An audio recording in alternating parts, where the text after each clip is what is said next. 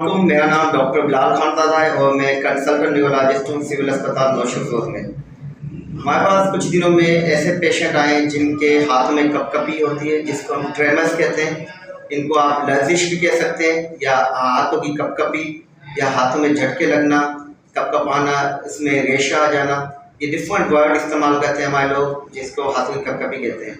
तो आज की वीडियो बनाने का मकसद ये है कि आपको मैं इस वीडियो में डिफरेंट कैसे सिखाऊंगा, जिसमें डिफरेंट तरीके की कपकपी के साथ हमारे पास पेशेंट आए थे, तो आपको समझाऊंगा।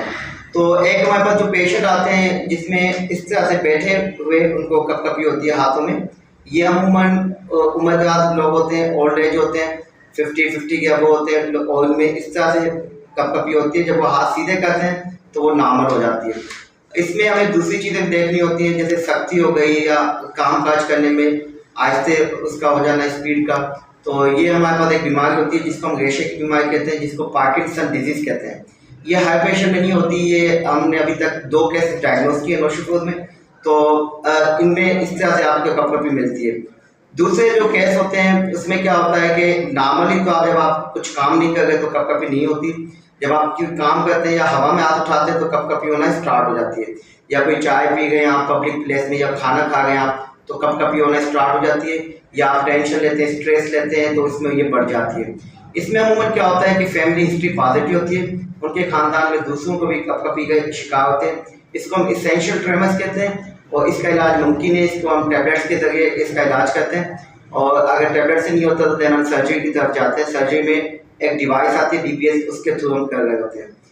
एक और कपकपी, हाथों की कपकपी का एक किस्म है, जिसमें क्या होता है नौजवान लड़कों में ये ज़्यादा पाई जाती है, 90%।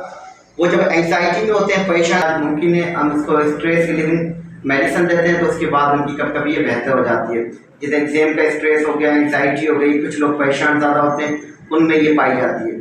उसके बाद एक कपकपी जो होती है हाइपरथायराइडिज्म की वजह से भी होती है। उसमें भी ये होता है कि हवा में जब हाथ होता है तो कपकपी होना स्टार्ट हो जाती है, और ये इसका भी इलाज मुमकिन है। इसमें हम थायराइड की मेडिसिन देते हैं, तो उसके बाद इलाज हो जाता है। एक और कपकपी होती है जिसमें क्या होता है, जब बंदा कोई चीज़ उठाते वक्त जब पहुंचता है उसके पास, तो ये कपकपी होना स्टार्ट हो जाती है।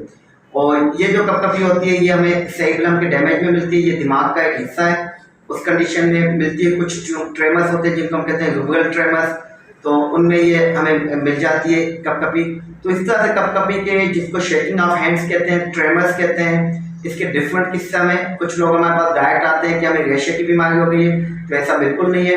कपकपी की डिफरेंट ये किस्म होती है, अक़साम है डिफरेंट, जिसकी हम चेकअप करते हैं। हमारे पास जब पेशेंट आते हैं तो मुकम्मल चेकअप करने के बाद हम उसको बताते हैं कि आपको जो शेकिंग ऑफ हैंड एक ट्रेमर है उसका कौन सा किस्म है, और उसका इलाज क्या है, मेडिसिन है या सर्जरी है, इसका इलाज किस तरह से करना है, कोच किस तरह से करनी है, वो सब हम उसको बताते हैं। तो काइंडली आपके इर्द गिर्द ऐसा कोई भी पेशेंट हो तो आप हमारे पास भेजें, ताकि हम उसका मुआयना करें, उसकी डायग्नोसिस करें, और अगर नीड पड़ी तो हम इन्वेस्टिगेशन भी करवाते हैं, जिसमें हम ब्लड की टेस्ट है और दिमाग की इमेजिंग है, उसके बाद हम उसको इलाज देते हैं।